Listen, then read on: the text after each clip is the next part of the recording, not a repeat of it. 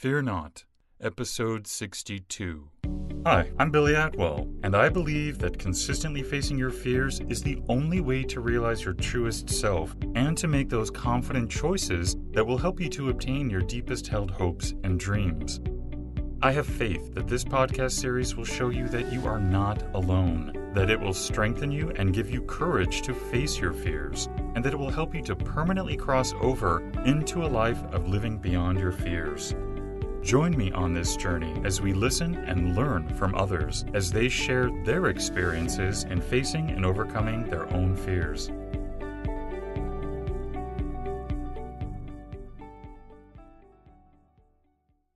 Hello, everybody. Today, you and I are going to be joined by Scott Allen. Welcome, Scott. How are you today? Oh, I'm doing great. Thanks very much. Thanks for having me on the show. Yeah, it's my pleasure. Scott is a multiple best-selling author of 6 books, including Empowering Your Thoughts, Rejection Free, Do It Scared, and other best-selling books. His mission is to help people overcome their self-defeating behavior, deal with rejection, and build an empowering, freedom-based lifestyle free of fear.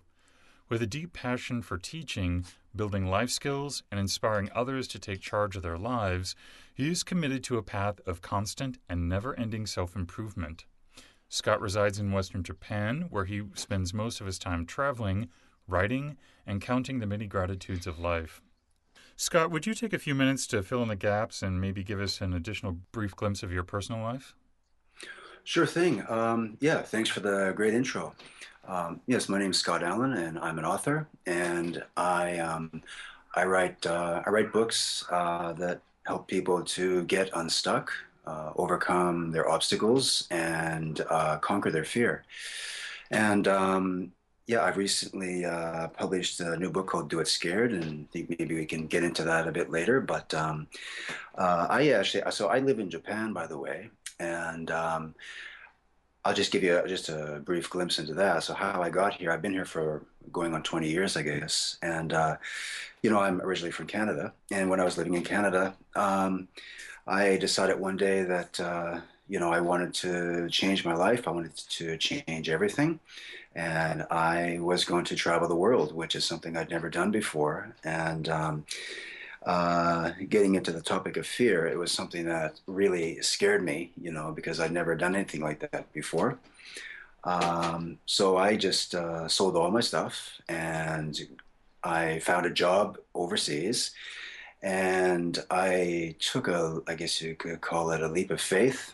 And I ended up living on the other side of the world. And I always look back to, when I was doing all of this, I actually took about a year to plan everything. And, while I was doing that, I had a lot of self-doubt, a lot of uncertainty, am I doing the right thing? There's just a lot of emotions, not necessarily negative emotions, but a lot of conflicting, should I do it or shouldn't I do it? So, and I find in my life and a lot of people that I've spoken to that, for every achievement that they've had or success that they've had, can always be traced back to a moment where they made a decision that they made based, was based maybe in a time when they were really scared to do it, but they did it anyway. So that's kind of like, it's something that I think I've had experience with. So it's what I share in my coaching and also I write about in my books. Anyway, that's how I ended up in Japan. And I think when it comes to, dealing with our daily fears. We can get into some techniques later on, but um, I keep a list of things that I'm afraid to do, and it can be anything. It could be it could be, I don't know, learning something that's new to doing something.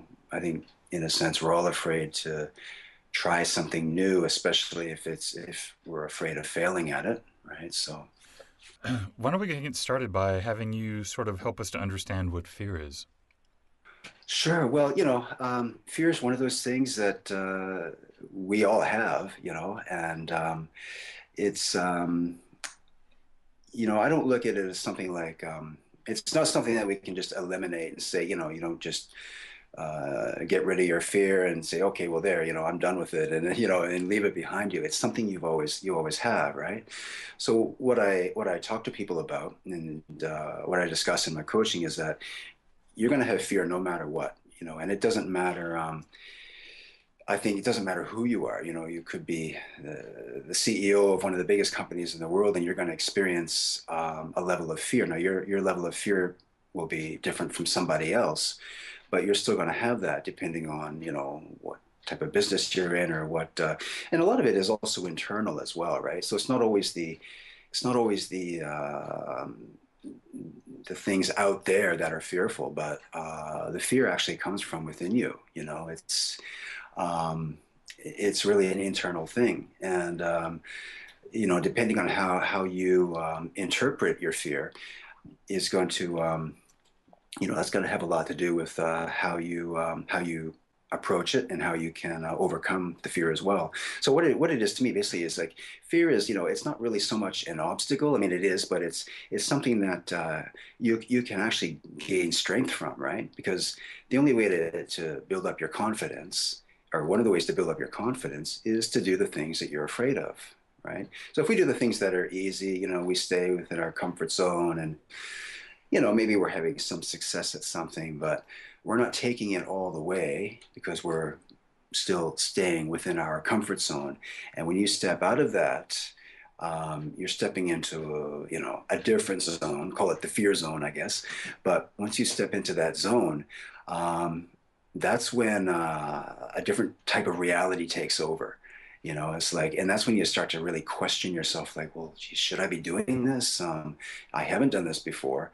And it's actually, that's when people get to that point, that's when they have a decision they're either going to go through with it or they're going to jump back into their comfort zone. I guess you can call it a comfort zone, or, that in itself. And I think like a comfort zone is a good thing. It's something we all need. It's like a protective little bubble. But when you stay there, you get stuck there and you don't actually move forward.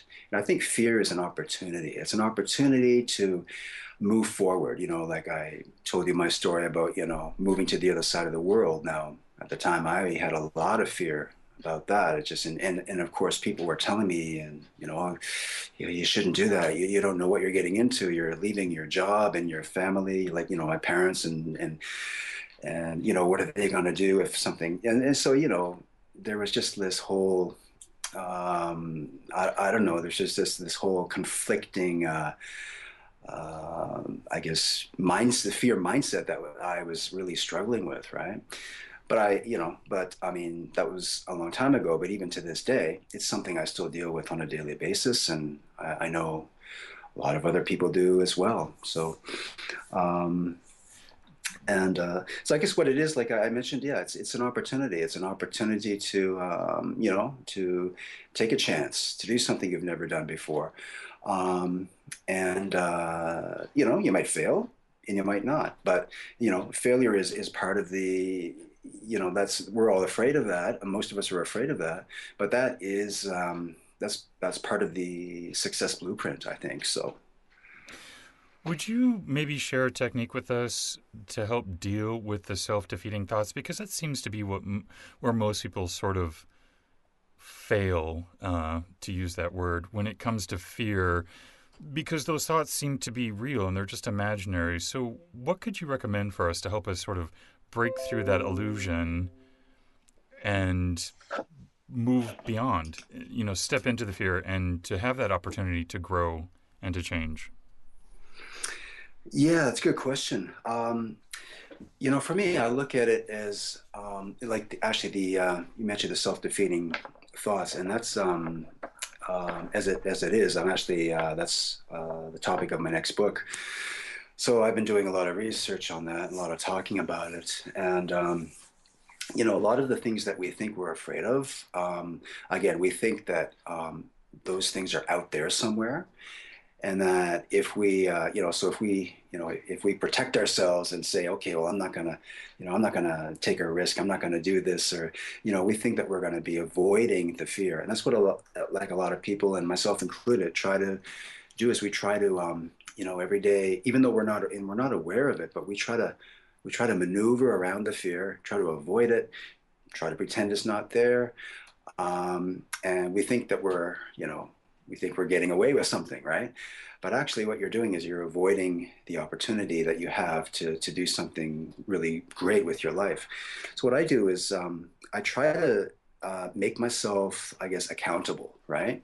And I have other people too, where I check in with them, and I'm in a I'm in a mastermind group, and that's what we do is we hold each other accountable for not just the things that we're doing, but the things we're not doing. And it's the things you're not doing that are actually holding you back because you could be, I guess, subconsciously avoiding it, because that there is some kind of risk there. So what I do is I have this kind of this checklist I go through.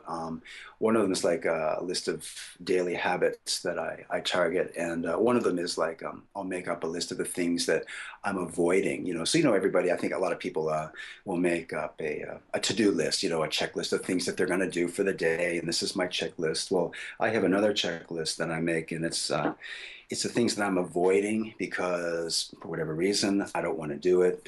I'm procrastinating on it. Why am I procrastinating? Once I start digging deeper, I realize, oh, I don't want to do this because, yeah, and it relates back to some kind of internal fear that not just that maybe not just that I'm going to fail, but I'm going to look bad, or I'm going to, you know, it triggers something in me that is just puts up a red flag and says, well, you don't want to do this, because, you could end up, I don't know, losing money or losing, it's always a lot of it relates back to losing something, right? Hmm. So when it comes to dealing with the fear, we connect that with, you know, if I fail at it, I'm going to lose. And that mindset gets stuck in there, and then you create a scarcity mindset, right?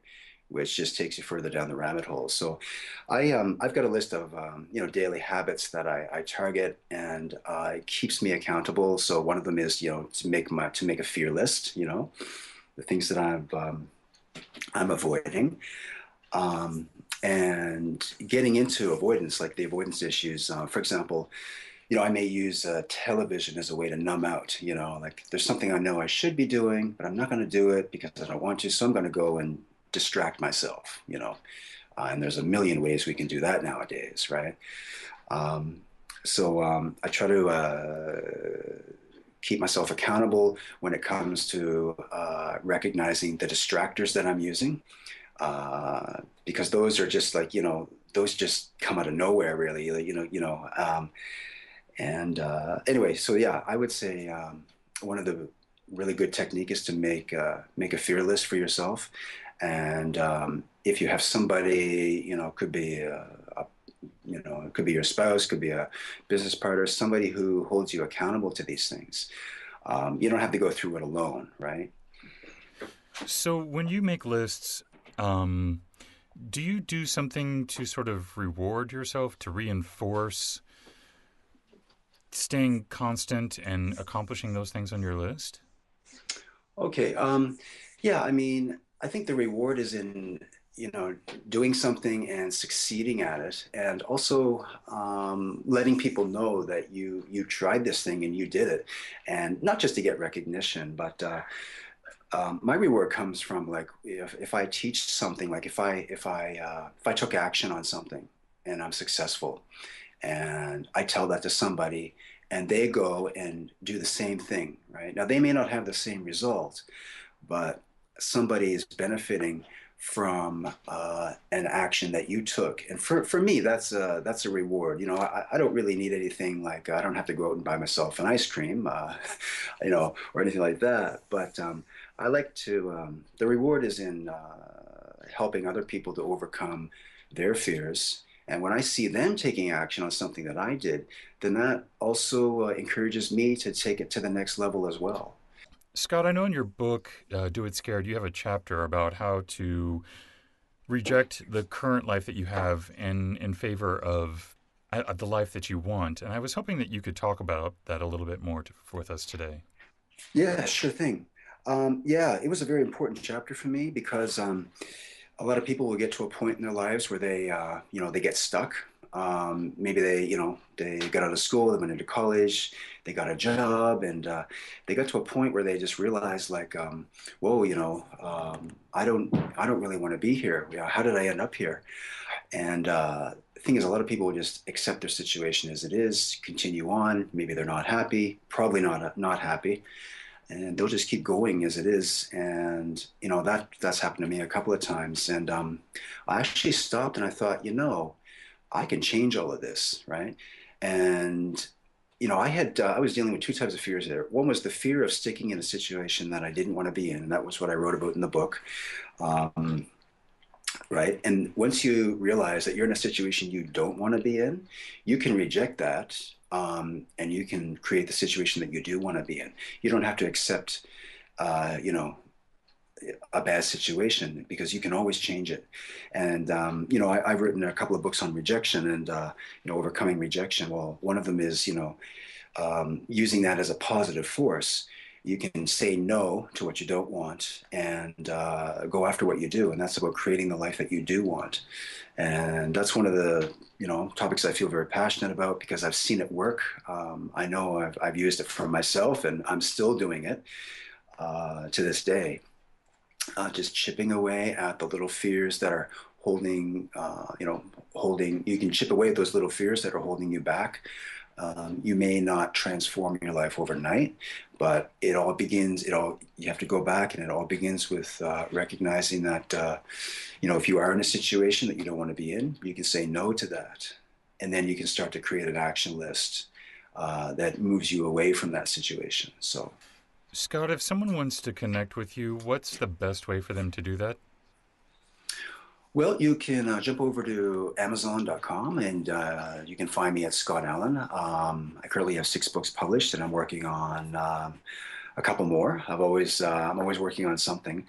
I also have a blog at scottallenpsych.com. And what parting advice would you like to leave with us today? Try to make your decisions intentional, and that will make your actions intentional. So, creating an intentional lifestyle is very important for not just overcoming fear, but really builds your confidence. You feel like you're in control of your life, right? And I think that's a very empowering thing. So, That's excellent advice indeed. And I want to let everyone know, too, that Scott has generously donated a few copies of his book, Do It Scared, to be given away. So if you'd like an opportunity to win one of those copies, visit the giveaways page at livingbeyondyourfears.com to submit your free entry form today. And I want to thank you, Scott, for coming on the show today. I know you're on the other side of the world and with the time difference, so I appreciate you taking the time to be here today with us and sharing with us what you've learned. it was great to be here, and thanks for having me. Thank you for joining me today. And remember, you cannot achieve everything, but you do have the God-given ability to achieve anything. So stay focused, out of fear, and keep on keeping on. Until next time, be well and peaceful. For more information on today's episode and guest, or for resources that will assist you in overcoming your fears, visit livingbeyondyourfears.com. And don't forget to subscribe to this podcast, where 3 times a week we move to a life beyond our fears.